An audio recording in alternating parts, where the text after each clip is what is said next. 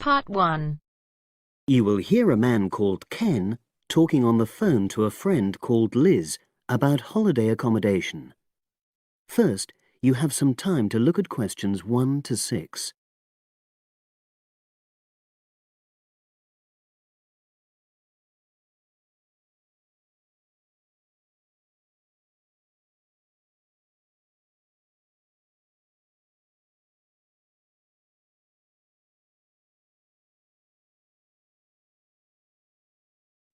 Now we shall begin.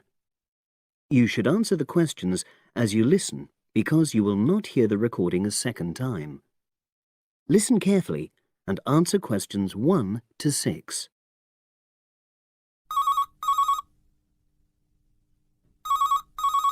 Hello. Hi Liz, it's Ken here. Hi, Ken. Nice to hear from you. Are you... This is just a quick call, but Mary and I have just been talking about our summer holiday. We haven't booked a place yet, and we've left it a bit late. We were just wondering if you know of any holiday rentals in your area. It's so nice there. Well, yes. I can think of 2 or 3 places that are very nice. What dates have you got in mind? The 10th of July to the 22nd of July. Oh, yes. That is quite soon, isn't it? Well, there's a place near here called Moonfleet. Is that MOONFLEET? That's right. It's quite a rural location, and it's next to the owner's house, but it's got fields all around it, so it's very pretty. Sounds okay. Can you tell me a bit more about it? Well, it's an annex to the owner's house, and it's an apartment with 2 bedrooms and an open-plan living area. Well, I like the sound of it. Is there anything we might not like about it? Well, it's quite a distance from the nearest shops, that's all. Okay. And, well, I'll tell Mary, but I don't think she'd mind that. Do you know how you book it? You have to book on the internet. There's a web address. It's www.summerhouses. One word. Yes, then .com. You'll be able to look at a photograph on that. Okay. And what about the others? Where are they? The second one I'm thinking of is called Kingfisher, and that's even more rural. It's a really beautiful location, in fact. It's by the river, and it's got nice views. It overlooks woodland on the other side. Is that an apartment? No, it's a 3-bedroomed house, and that's got a dining room as well as a separate living room and a kitchen. But I expect it's more expensive. You'll have to check the prices. It's probably a bit bigger than we need, but our nephew might be joining us. We're not sure yet. How do you book Kingfisher? You have to phone the owner directly. Shall I give you the number? I've got it here in my phone book. It's 01752 669 218. Right.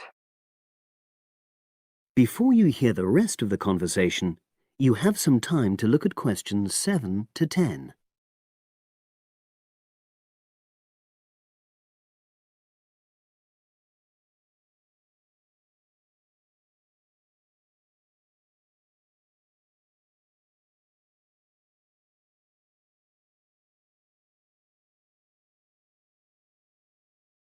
Now listen and answer questions 7 to 10.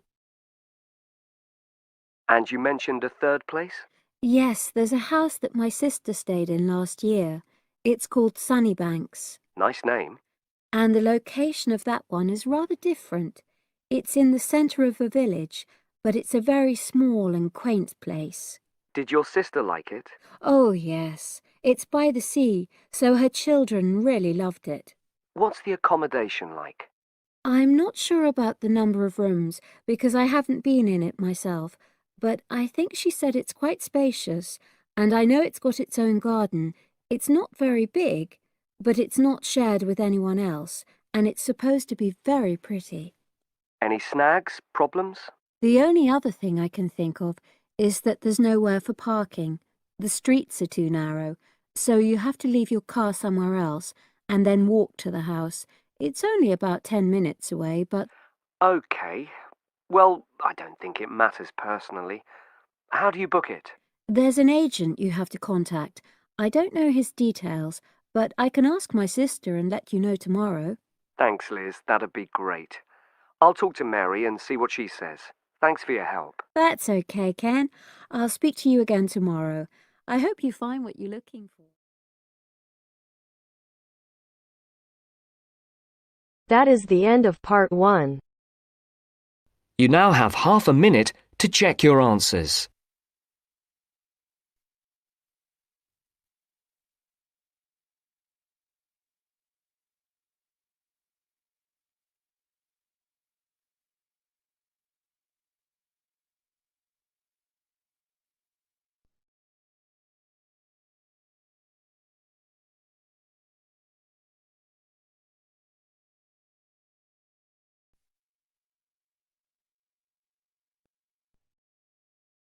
Now turns to part 2. Part 2. First, you have some time to look at questions 11 to 16.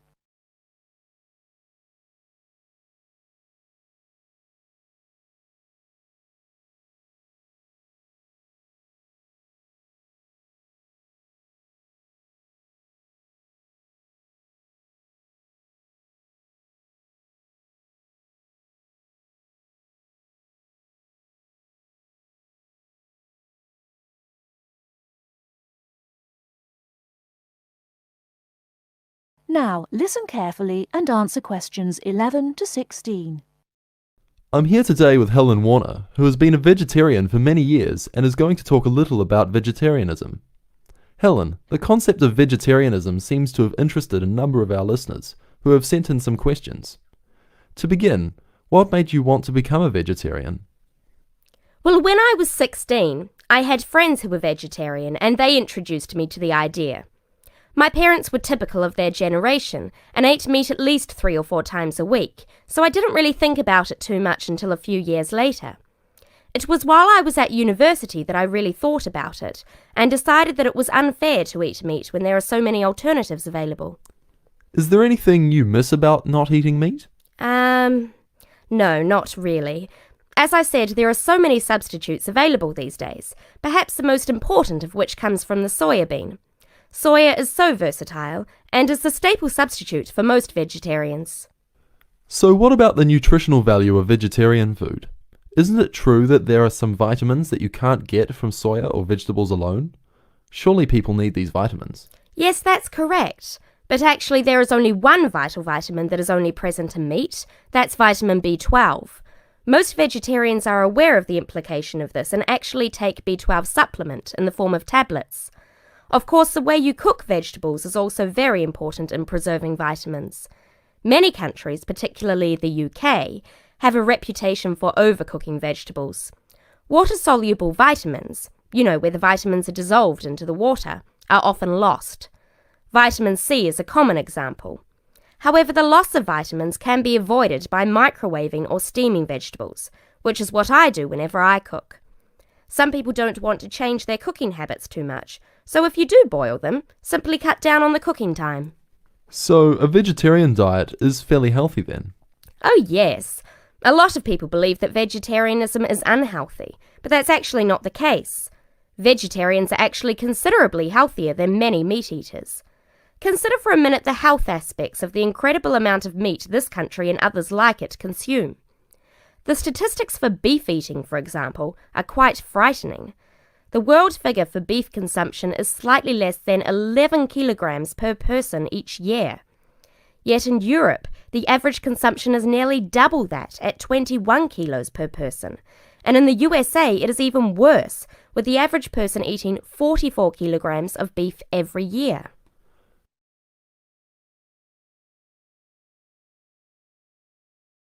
Before you hear the rest of the talk, you have some time to look at questions 17 to 20.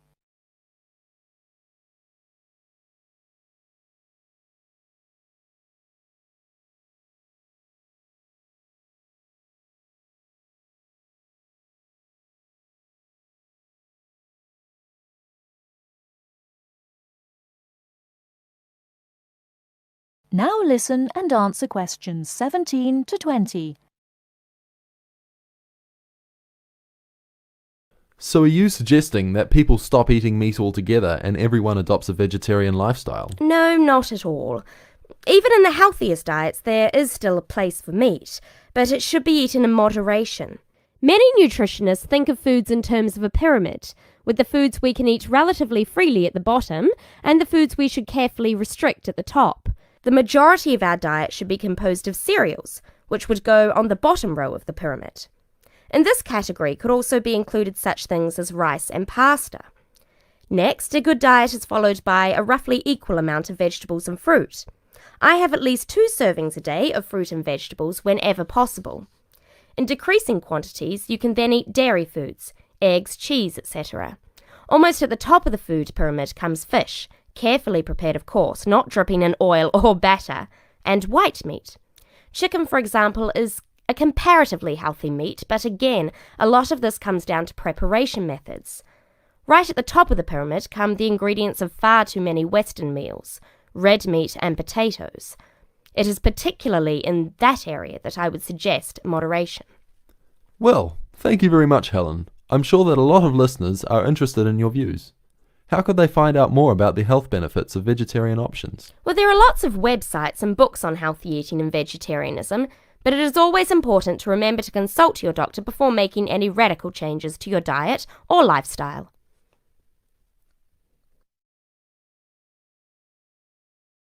That is the end of part 2.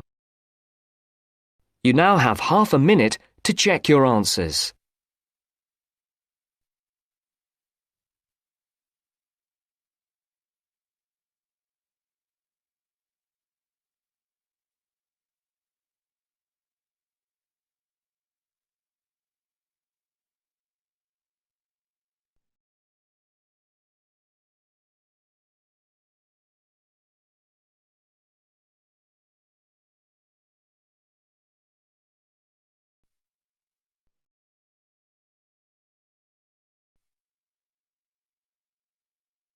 Now turns to part 3. Part 3. The next important development in how history is recorded came with print. First, you have some time to look at questions 21 to 25.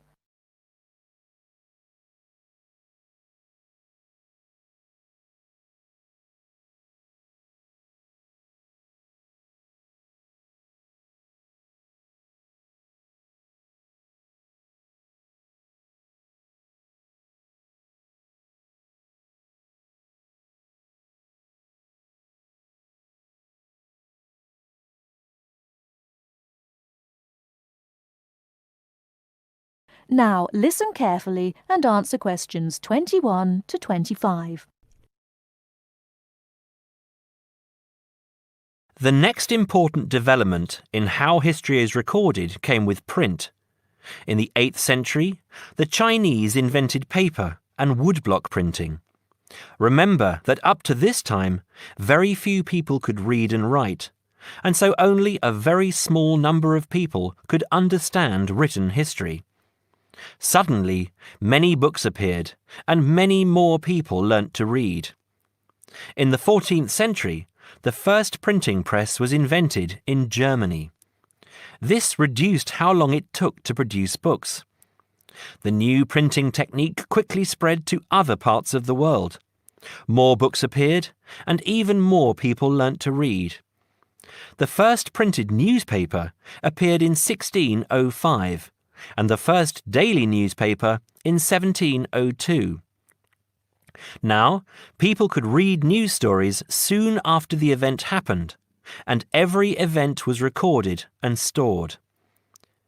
The problem with newspaper history is that newspaper reporters could tell the stories they wanted to tell, and not necessarily the truth. Photography was the next important development. We generally agree that photography was born in 1839. Some of the earliest photographs that the public saw were images of the American Civil War. Before you hear the rest of the talk, you have some time to look at questions 26 to 30.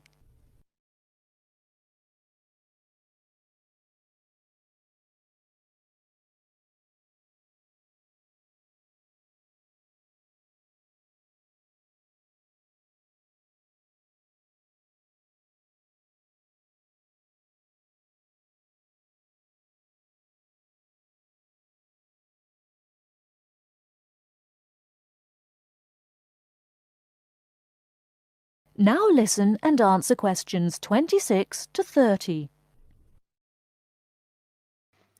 People were shocked by the photographs of dead soldiers, and for the first time saw the reality of war. By 1850, photographs appeared regularly in newspapers, and people now expected the truth. At the end of the 19th century came the first motion picture camera. Soon, history was being recorded as moving images. In the 1930s, television brought moving images into people's homes. More and more people saw history as it happened, and more history was recorded. Today, of course, we expect that every event in the world is recorded. Satellite TV and the Internet allow people to watch any event, anywhere in the world, as it happens. It doesn't matter if the TV cameras are not there. People carry around mobile phones and can record any incident and then share it online. Families have their own video cameras and record their own history. Children now grow up watching their parents and grandparents on film. I'm sure you'll agree that the transition from storytelling to what we have today has been dramatic, and I hope that...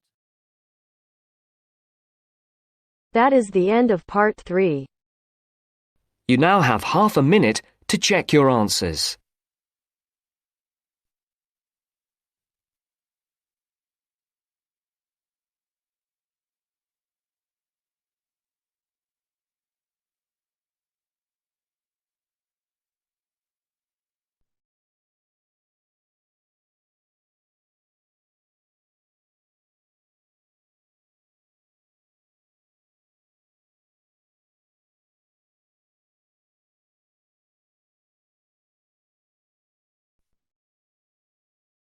Now turns to part 4.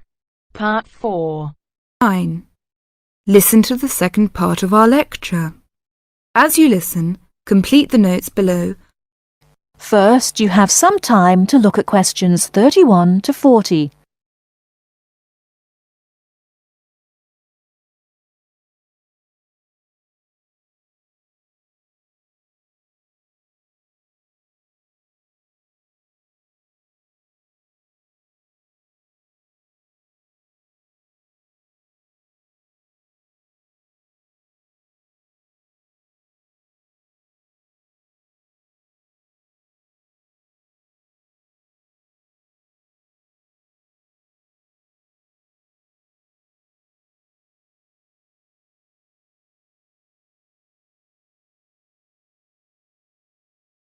Now listen carefully and answer questions 31 to 40. River dance is not just an expression of self-confidence, a kind of culturally interesting pop song. It tells the story of a people through song and dance. It tells the story of the people whose spirit was broken by an event which occurred in the middle of the last century, but continued to affect the society until 1961, the Great Famine. What is a famine? In 1840, the official population of Ireland was 8 million. They were largely poor and living in the countryside.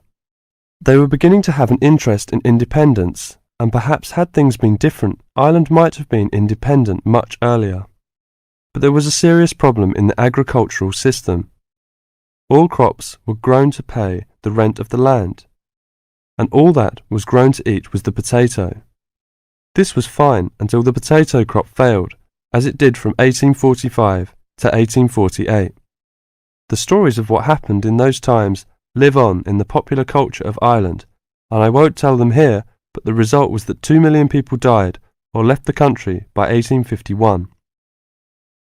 When you realise that the population continued to go down until 1961, you can realise what a disastrous effect this famine had on the people.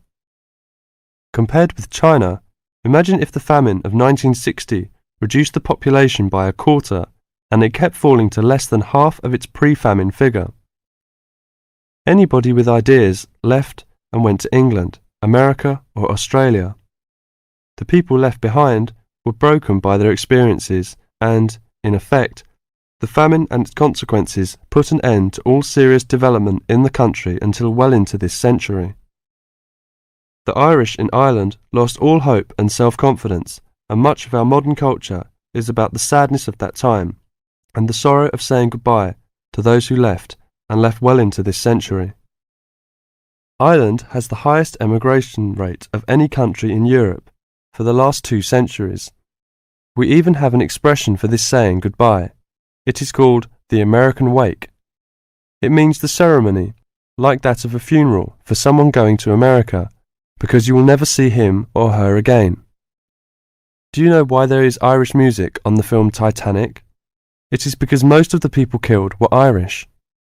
The leaving continued until the 1970s because independence in 1921 was followed by a civil war and an economic depression. Almost every family in Ireland has relatives abroad, and up to the 60s in some places, of a class of 30 graduating from high school all left. Along the west coast, closed-up houses from that time falling into ruin are still common. That is the end of part 4. You now have half a minute to check your answers.